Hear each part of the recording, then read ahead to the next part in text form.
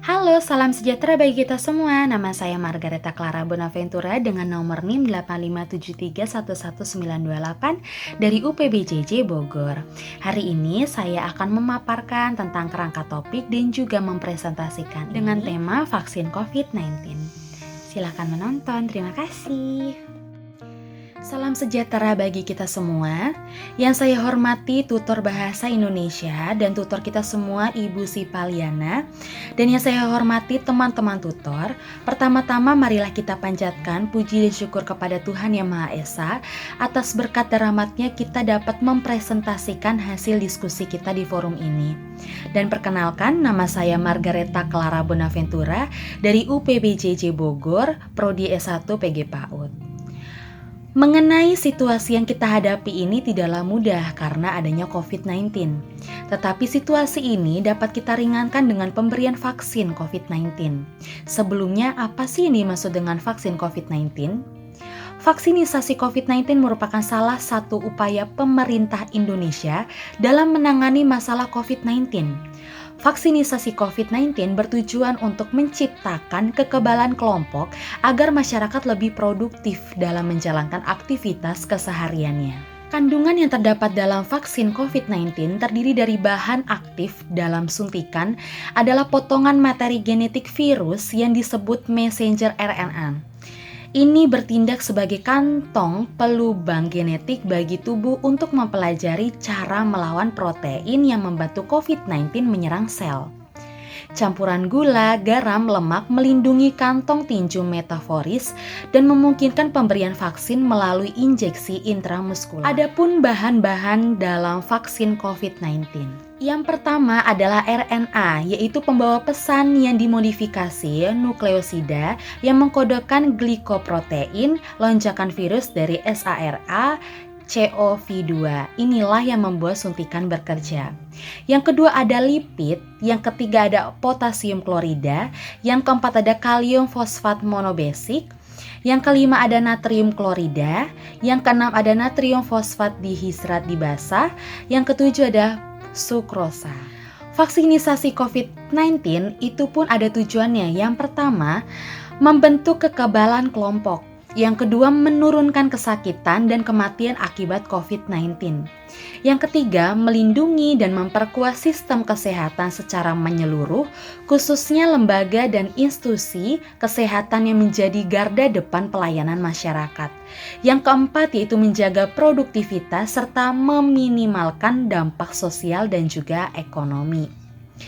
Tujuan penting ini didasari dari 3 manfaat utama vaksin COVID-19 yang meliputi yang pertama, melindungi individu yang divaksinisasi.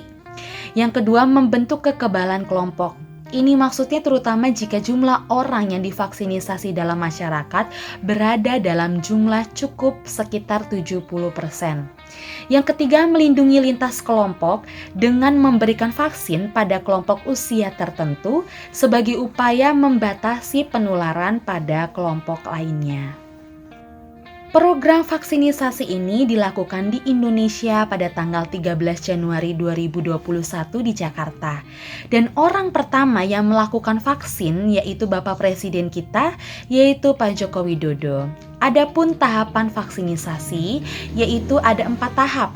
Tahap yang pertama dilakukan pada Januari sampai April tahun 2021.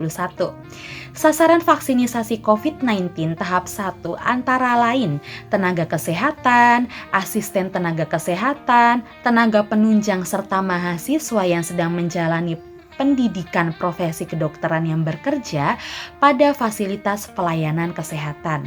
Selanjutnya tahap 2 yaitu Januari sampai April 2021.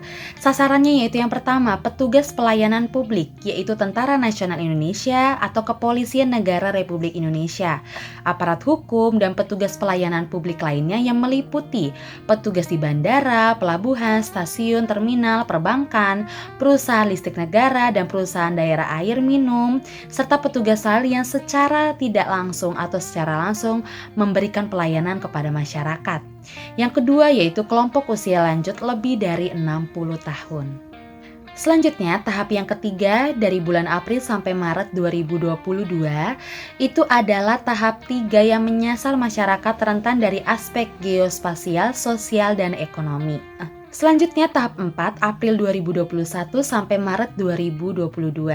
Vaksinisasi COVID-19 tahap 4 yang diberikan pemerintah sasarannya adalah masyarakat dan pelaku perekonomian lainnya dengan pendekatan kluster sesuai dengan ketersediaan vaksin. Adapun reaksi setelah penerimaan vaksin COVID-19. Yang pertama rasa pegal di sekitar area suntik. Yang kedua demam ringan, yang ketiga rasa lelah, yang keempat sakit kepala, dan juga yang kelima pegal pada otot atau sendi, menggigil dan juga bahkan sampai diare. Apabila tubuh mengalami reaksi setelah vaksinisasi, kita harus bersikap yang pertama tetap tenang. Yang kedua, jika terjadi reaksi seperti nyeri, bengkak, atau kemerahan di tempat suntikan, kompres dengan air dingin pada lokasi tersebut. Yang ketiga, jika terjadi demam, kompres dengan air hangat ataupun perbanyak minum air putih dan istirahat. Jika dibutuhkan, minum obat sesuai dengan anjuran petugas kesehatan. Demikian penjelasan mengenai vaksin COVID-19 yang dapat saya sampaikan. Semoga bermanfaat bagi kita semua dan sesegera mungkin kita semua bisa terbebas dari virus COVID-19. Mohon maaf yang sebesar-besarnya atas segala kekurangannya. Terima kasih, salam sejahtera dan salam sehat.